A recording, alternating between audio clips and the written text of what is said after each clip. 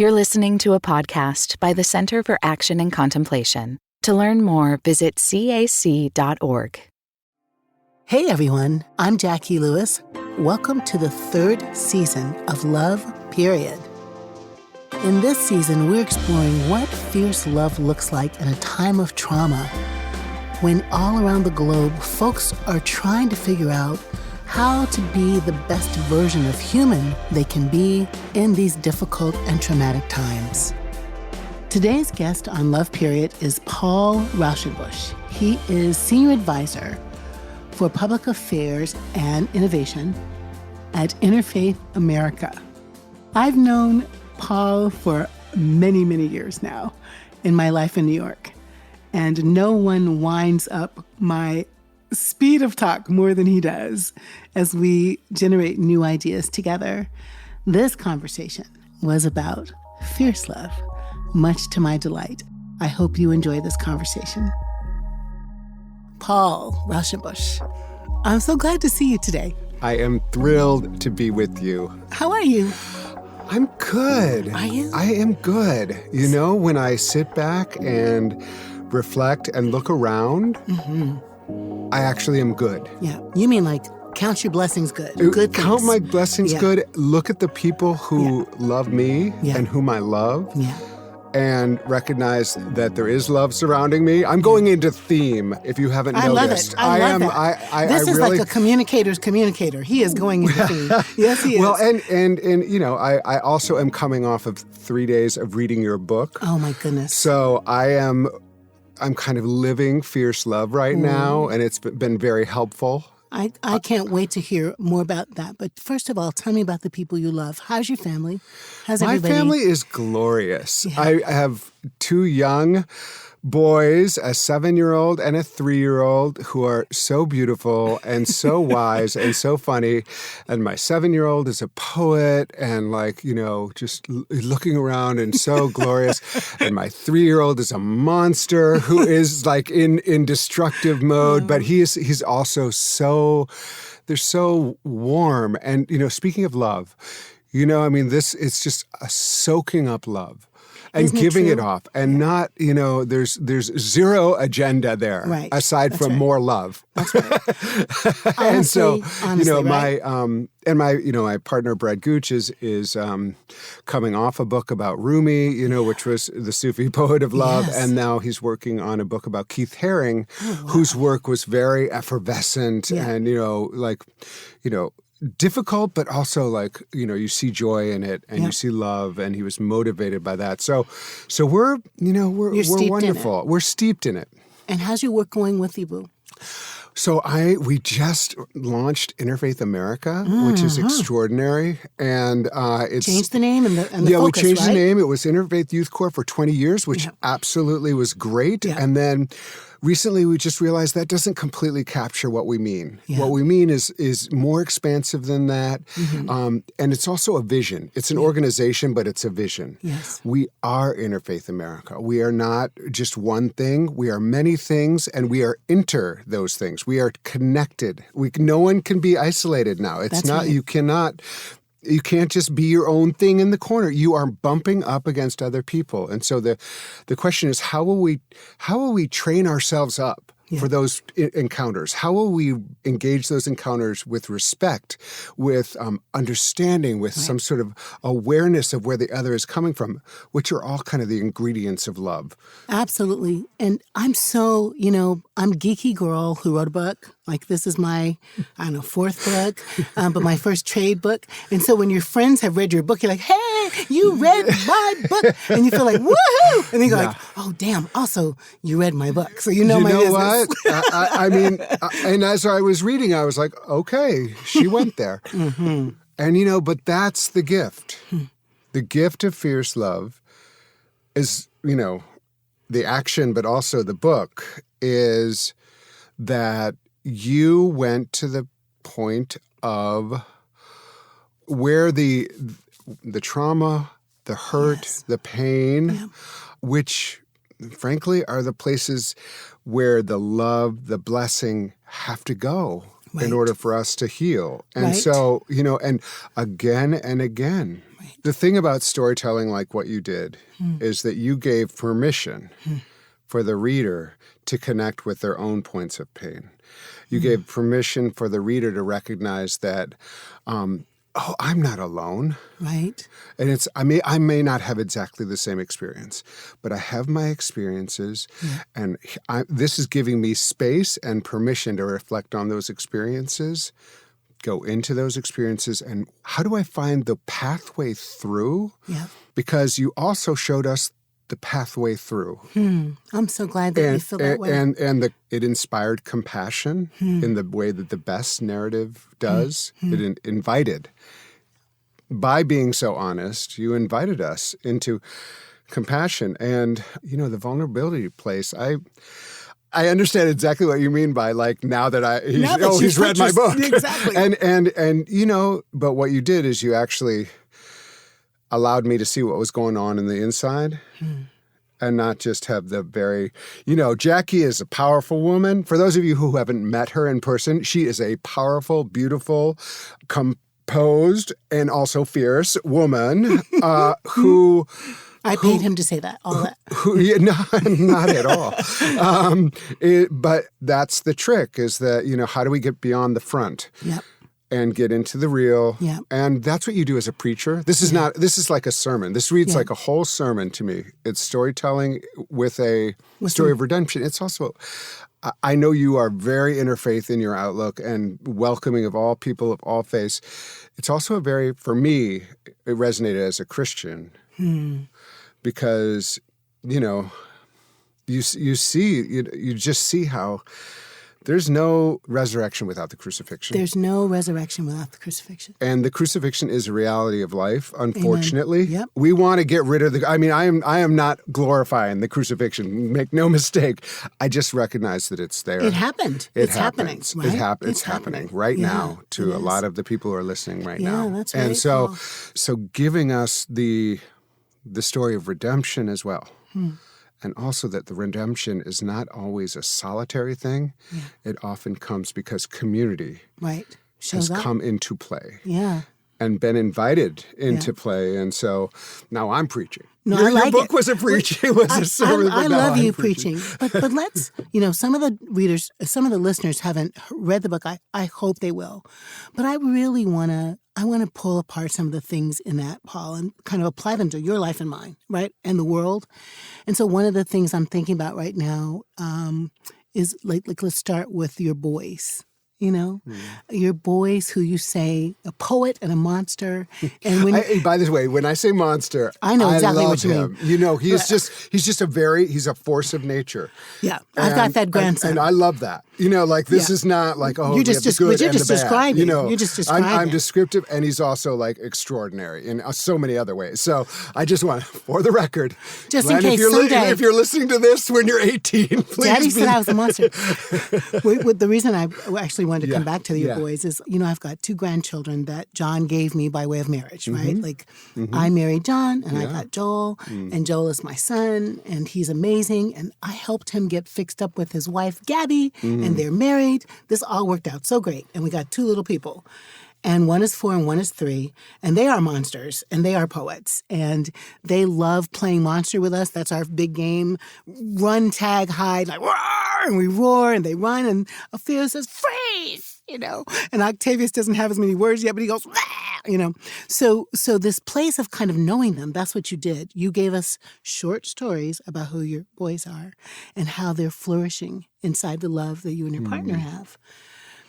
God, Paul, so many kids are not, right? So many little people don't have big people like your partner and you, or Gabby and Joel, or me and John in their lives.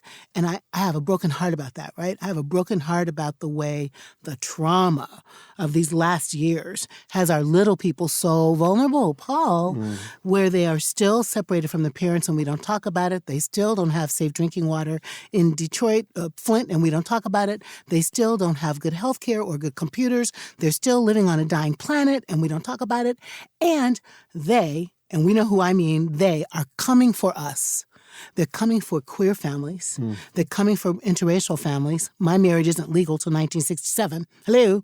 And they're coming for trans kids. Who knows what Ophelia, Octavius, Glenn, the boys are going to be? Who knows? What is the thing that you took away from reading this book, Fierce Love, that would be a message to the adults who have to make containers for their kids? Like, how can we love our children passed through in this time of craziness? I think we have a sense of our children as simultaneously very, very vulnerable, but also as, they'll get over it. It's fine. It's fine. Yeah. Not realizing that they are soaking everything up, every message. Yeah. They're getting the message. Yes, they are. Whether or not you realize it. Right. And so to put my cards on the table right now, like, I would never go live in Florida. Because if you say that you can't mention gay families at all, like that means you're erasing the family that my sons are in. Right. And that means, like, they don't exist in the eyes of their, right. and it becomes very much the other. Yes. Whereas, we're very fortunate here in New York City to have them going to schools where that's recognized. Not the weird thing is the idea that this is being forced on anybody. No one's forcing anything on anybody. It's just being acknowledged as part of the classroom makeup. Part of the human experience. Part of what's going on in the world. Yeah. And so I think our job is to recognize where we can when our children are getting messages that are harmful. Yep. And also where they're actually creating physical spaces that are harmful. Right. And I think what your book does is it names them. Yeah. It names them. Yeah. And it doesn't say it doesn't matter. Yeah. It matters. It does matter. It matters. It matters like who. It says exactly who we are. Yeah. That's the other thing that Seriously, your Paul? book does is, like, it names things and says, don't say this isn't who we are. This is who we are until we're not doing it anymore. Exactly. And when we're not doing it anymore, we can say that's not who we are. Right. That's For right. now, this is who we are. This is who we are. So deal with that. Yeah. And let's deal with that. Yeah. And let's change who we are.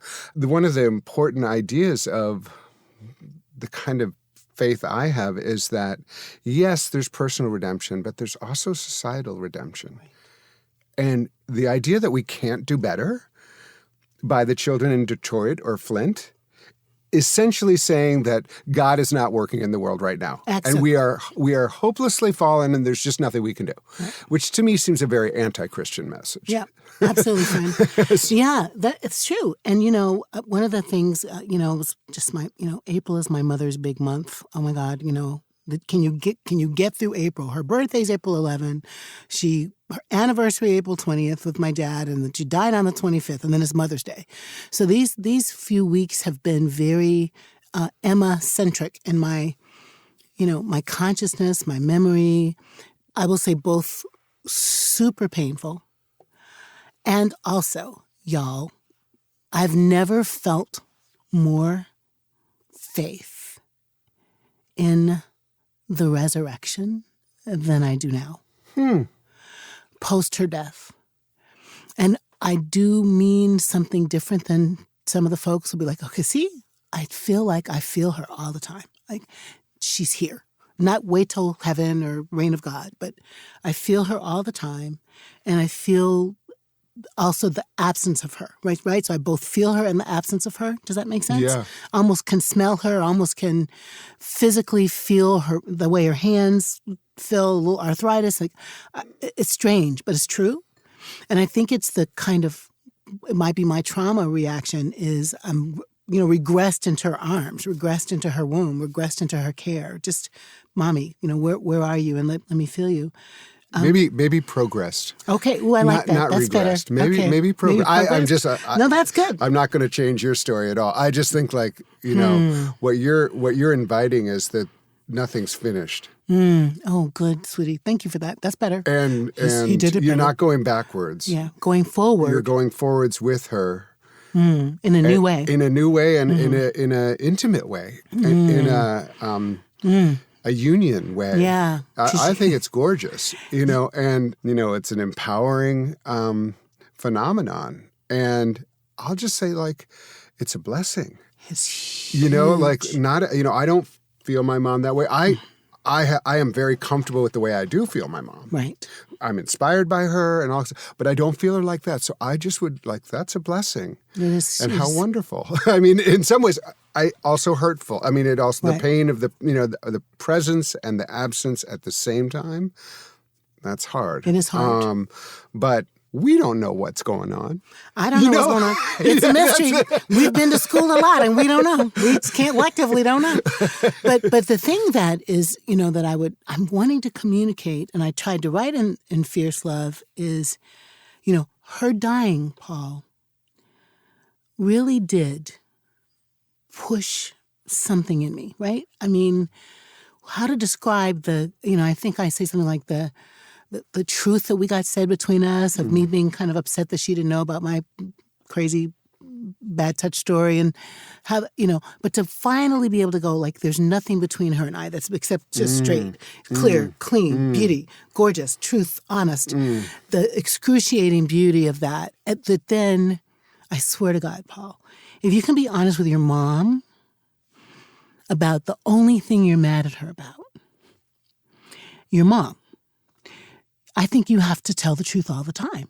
Something changed in me. It's like she pushed me out of the womb more. And I cannot, our Spanish-speaking friends say, no tengo un pelo en la boca, or something. I have no hair in my mouth. I cannot lie about stuff right now. And the container of mom, this is what it looks like to be nice. This is what a lie is. This is how you care for the sick. I'm watching her watch the world. See that right there? That's effed up, Jack. Don't do that. Don't do that. This is what love looks like. Holy cow, Paul. Your job as a dad, her job as a mom, my job as an auntie and a grandmother and as a preacher, our job as adults is to create a container in which we can teach our children how to love the hell out of this world. Paul, if we're not doing that, we should go home. That's it. That's everybody's job. Yes. And it's our job to do and teach at the same time. Right, at the same time. And to recognize that none of us are going to be perfect in our love. And to be, in some ways, gentle with ourselves. Yeah. Because, I have a lot of anger. Yeah. What are you angry about? I'm angry when I feel that good people are misusing their goodness. I feel very few people are really irredeemable. But I do feel like right now there is just so much energy being put into such bad faith.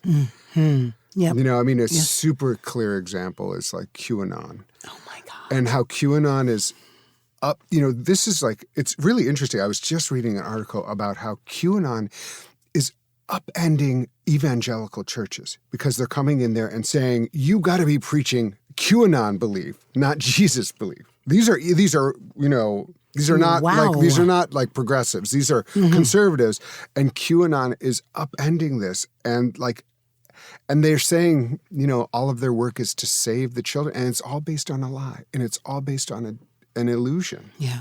And there's so much energy that could be put into the kind of stuff we were talking about earlier, where real things are happening. Yes. And it's instead being directed towards a complete fiction. Yep. And all this energy, it's ridiculous. And so I feel angry about that. I feel like it's a missed opportunity to harness the moral goodness of people, and it's being directed in a very destructive way. Yeah. I'm angry at what I view as like an existential threat to my family. Absolutely. And I think it's a really good point. You're in an interracial marriage. That is recent history. Yeah. 1967, 1967. It's the same time as Roe. Yesterday. Exactly. And in a recent confirmation of Justice Jackson, it came up. state rights. I know. And they were like, well, if we're consistent, interracial marriage laws should also be put back to the states. Right? And she, who is married to a white man, sitting there listening to that, plus they raked her. They lynched her, Paul. They did. Well, it was horrible. So anyway, one of the hopeful things is like, I think that there's like the courageous love that you talk about and this, in the book, the fierce love is sometimes if you have a chance to be in front of someone who you thought was totally your enemy. Right. And anyone who's done Israel, Palestine, race work, gender, sexual orientation, the binary is very quick and you say, okay, you're the enemy. Right. And if you can be in front of them, because people can change their minds. Of course they can. Yeah. It's constant expansion. I view myself as like a case in point. Like all my life, I've kind of assumed things and then had someone like slap me upside the head and say, why are you assuming that? I am not like the righteous one. I'm just saying like, so I'm hopeful that if we can find ways to encounter with one another, hopefully people can view like your marriage and my marriage, not as threatening. Exactly. But as expressions of love that should be welcome. Period. Would that your babies and mine can grow up in a world where we get there. I don't know that I can think, I think I'm older than you, but let's not be clear. I don't think so. I'm 57. Are you? Ha! I've got you by 5 years. I'm 62. You're 52? 62. Oh, I thought you were going down. 62. Oh, when you said I got you by 2, I thought you had 5 more years than me, not 5 less years than 5, me. Okay, yep. 62. So you're obviously wiser. No, just by 5 years. Only 5 years. But look, have we ever lived in a time where it wasn't crazy? No, we haven't. We can't say we have. Right. We haven't lived in a time, you and I, where we could go, oh, remember in 1942, which wasn't that time either, but some of the people living in 42 would have said that was the time. Mommy cooked and had on an apron and Daddy came home from work and had a gin and tonic or whatever the hell they had a picture of that looked like something. We haven't seen that. I want that, Paul. I want so much. I mean, I'm a universalist Christian, but I'm like, I want John's vision. I want a city with a river running through it. I do. I want Carly Simon's song being sung as the theme song. I want the leaves on the trees to heal the people. I love that text that says, God's presence is so in the city, you don't even need a temple. You don't even need streetlights. I want Zechariah 8. I want old people chilling, because I'm going to be one of the old people. I want to be listening to some Luther Vandross, and the kids are playing double dutch and shooting hoops. I want the whole deal where your kids get to be themselves, where the immigration conversation doesn't disenfranchise brown kids and enfranchise white ones. I want Black children's lives to matter. I don't want to see any more frickin' films of people being shot dead. And I think we have a problem of like white nationalist bullshit masquerading as Christianity. I agree. And here's the hopeful part. Okay. That is not an expanding group. There are people within the evangelical world who have transformed they've kind of forfeited their spirituality in some ways to kind of merge with a kind of Trumpist white nationalist agenda. Yeah. But I don't think a lot more people are being converted to that. That's not something that you can preach on a Sunday and people are going to say, oh, I want to come to that altar call. What you're seeing is literally white knuckling of an idea of America that they feel is they're losing. So this is a death grip? And so I know lots of evangelicals from different faith traditions, different racial backgrounds, but including white ones who are aghast at that. And they are trying to rally and say that's not the future of our faith. It cannot be. And so I think if we really kind of say what is attractive about it and recognize that it's a white knuckle movement I hear that. Of a fist clenched, trying to hold on to a dream that they don't even know what that dream is. And then my prayer is that there's a releasing of the fist at some point. And they actually see, like, if they opened up their hand, they might see that they could take my hand, they could take your hand, and that they could be part of a circle, a broader circle that included everyone instead of insisting on their superior place in the world. In the world. You know, that is my prayer. That. Your lips to God ears, and I'll join you. I'll join you.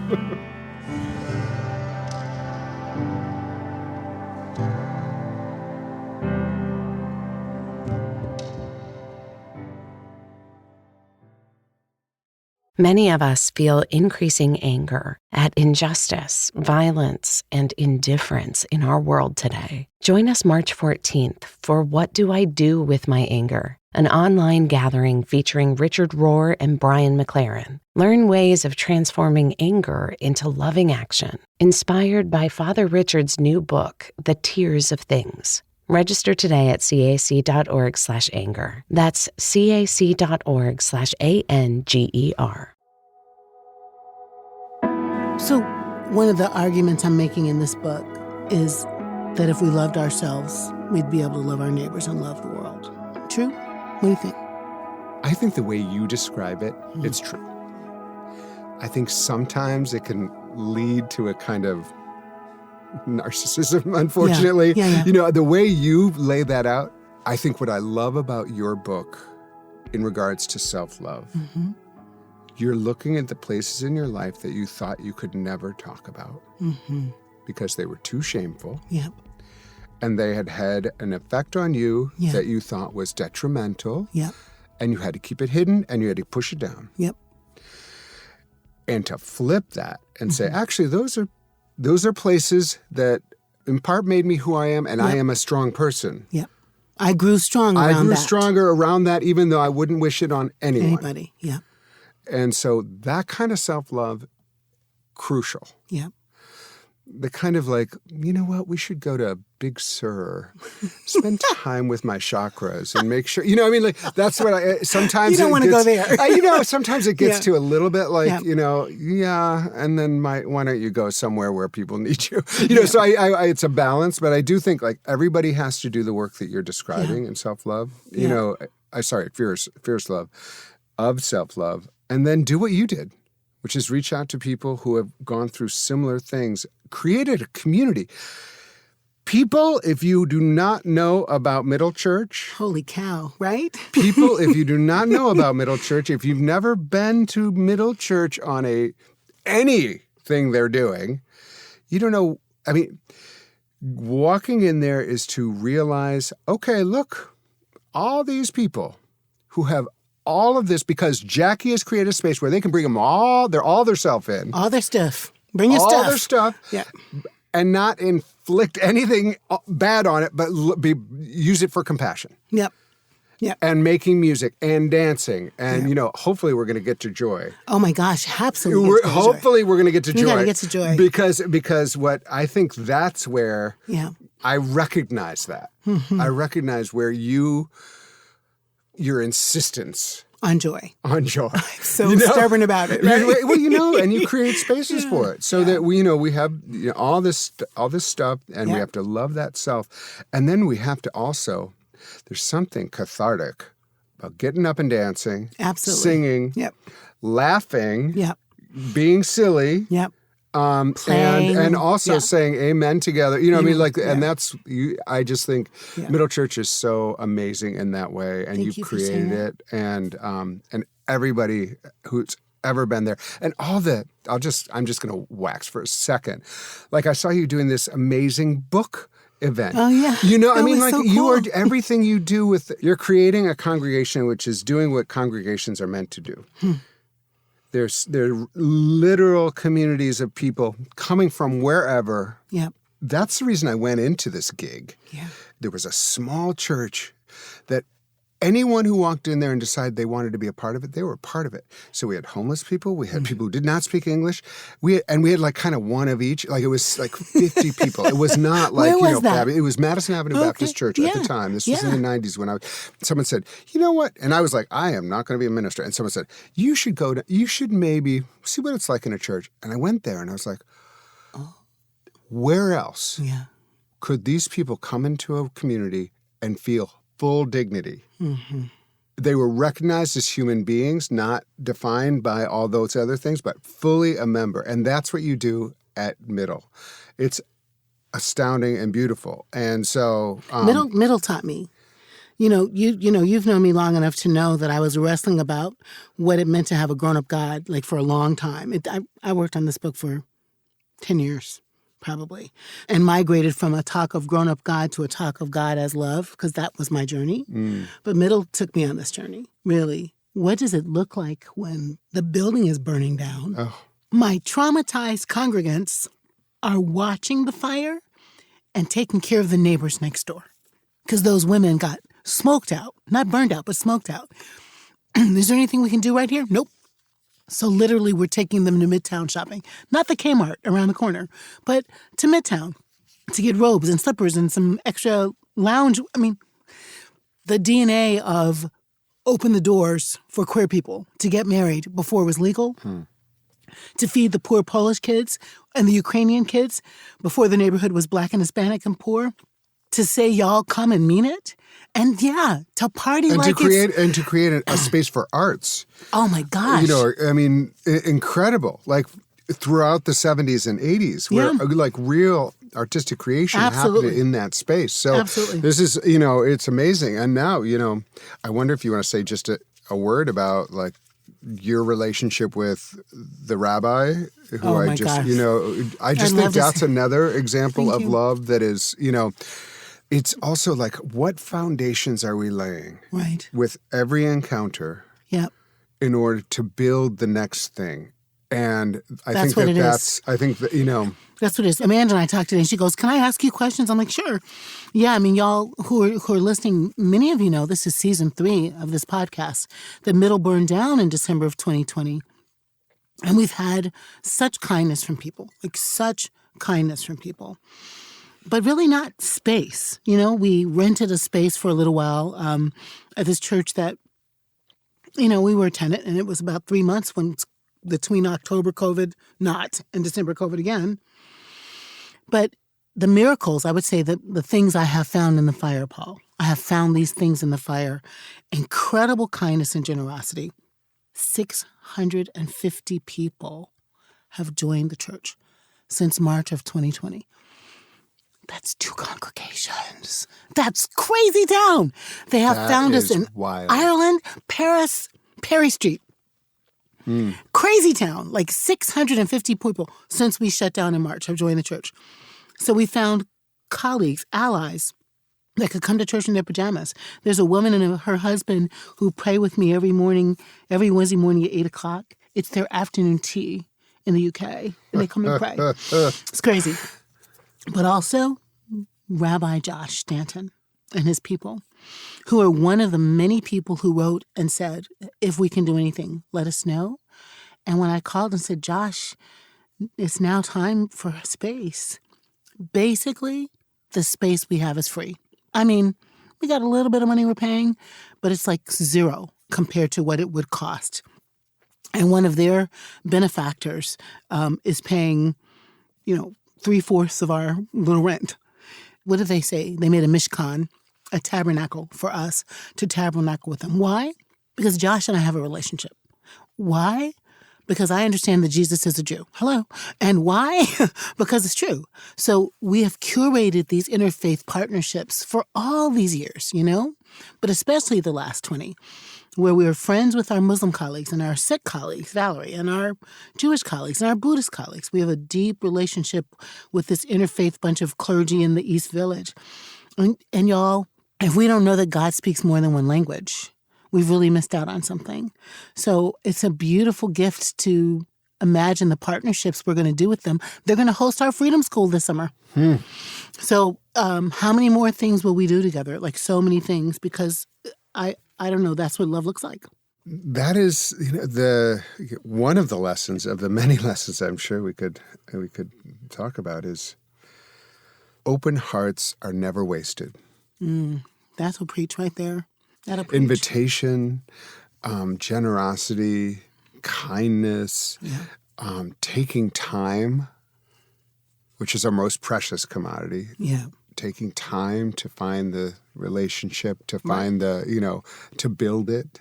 Right. You could have said, oh, Josh, whatever. But you took the time to get to know Josh Stanton, and he took the time to get to know you. Jacqui Lewis. Yeah, Jacqui Lewis. And I just think that that's instructive for everyday living. It's taking the time, looking around. And it invites the idea that every day is fraught with possibility. Yeah. Including joy. I mean, make sure we talk about it. Paul, we know each other through our relationships in institutions and as human beings. I always think of you as a joyful, kind spirit. That's what I think of you as, among other things. I mean, you're also brilliant and thoughtful. But, is joy hereditary? I don't know. My mother was like a throw your head back and laugh out loud woman. My dad thinks he's funny, and Daddy, sometimes you're just plain off color and rude. But I know you think it's funny, but we grew up laughing. I have a video of my siblings.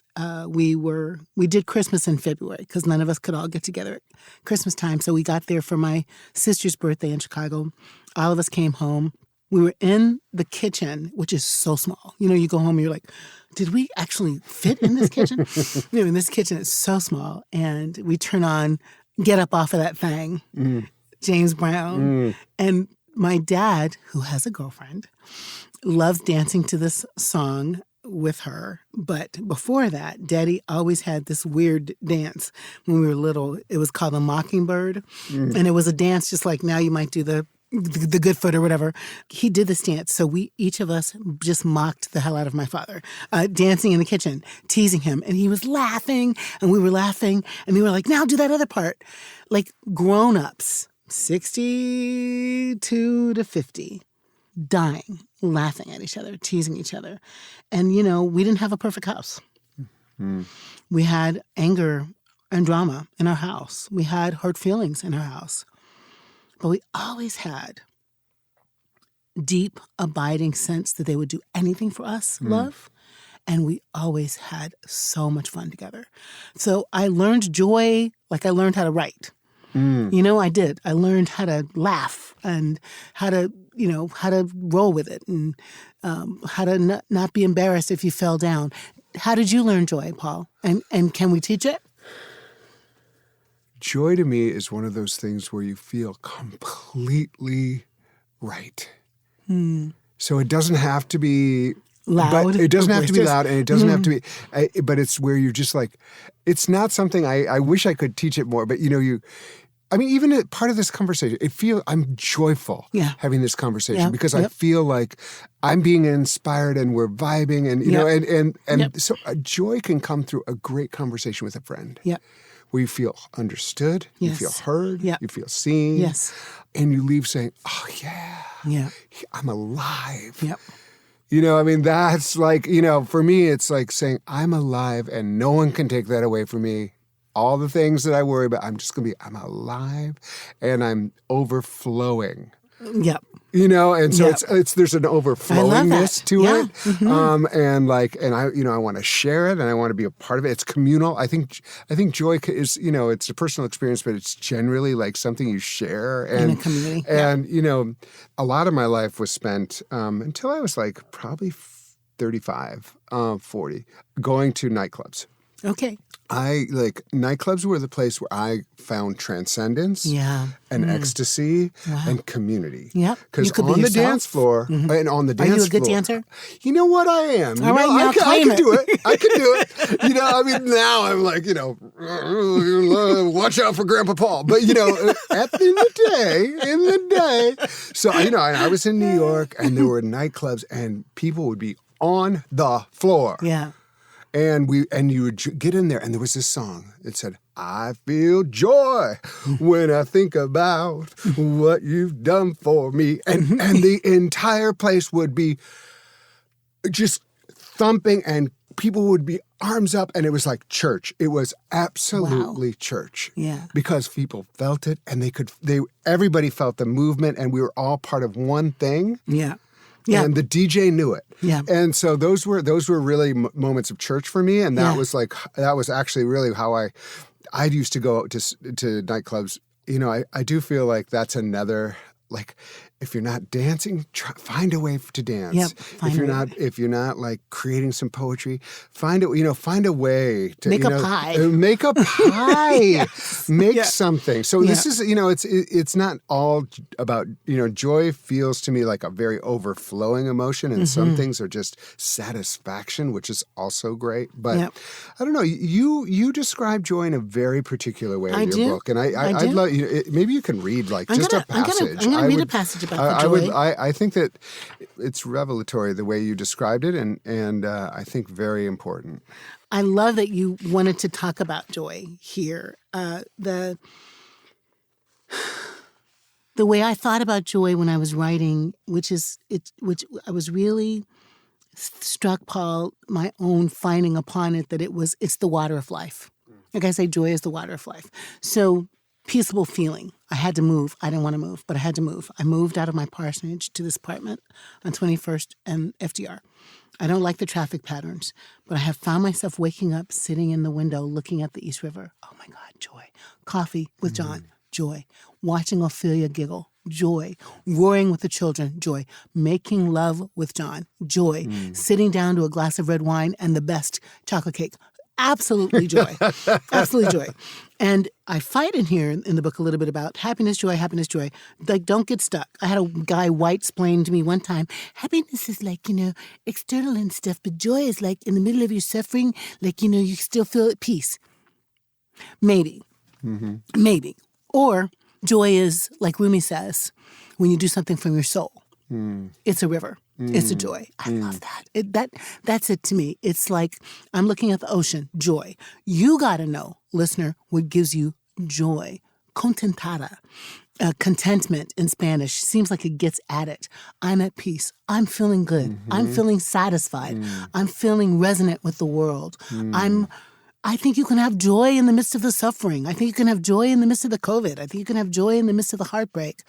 But I'm defining it as this essential feeling that comes in your soul, not because you pretended that everything was okay, but that you looked at your life squarely, took it on the chin. This part sucks, and I'm left with this.